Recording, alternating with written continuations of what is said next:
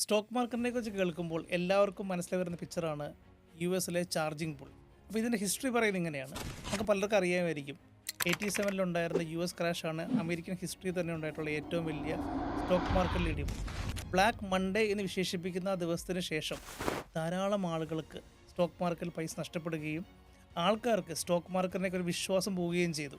അങ്ങനെ 2 വർഷത്തോളം stock market വളരെയധികം ഡിക്ലൈനിങ് മോഡിലായിരുന്നു. ഈ ഉള്ള സമയത്താണ് ഗവൺമെൻറ്റിന് അറിയത്തില്ല എന്താണ് ആൾക്കാരെ എങ്ങനെ തിരിച്ച് വീണ്ടും മാർക്കറ്റിലേക്ക് കൊണ്ടുവരണം. ആളുകൾക്ക് പൈസ നഷ്ടപ്പെട്ടു, ആൾക്കാർ എക്കണോമിയിൽ ഇൻവെസ്റ്റ് ചെയ്യാൻ താല്പര്യമില്ല.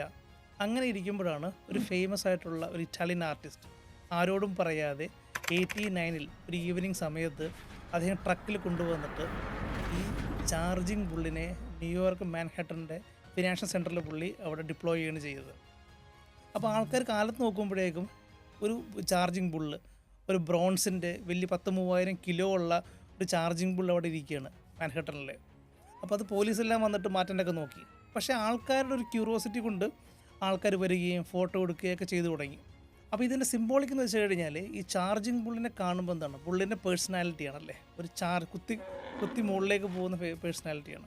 അപ്പോൾ ആൾക്കാരുടെ മനസ്സിൽ സ്റ്റോക്ക് മാർക്കറ്റിനോടുള്ള ഭീതിയെ മാറ്റുകയും അവരുടെ ഒപ്റ്റിമിസം കൊണ്ടുവരാനായിട്ടും ഈ ചാർജിങ് ബുള്ളിന് സാധിക്കുമെന്നുള്ളതാണ് ആർട്ടിസ്റ്റ് അവിടെ ഡിസൈൻ ചെയ്തത്.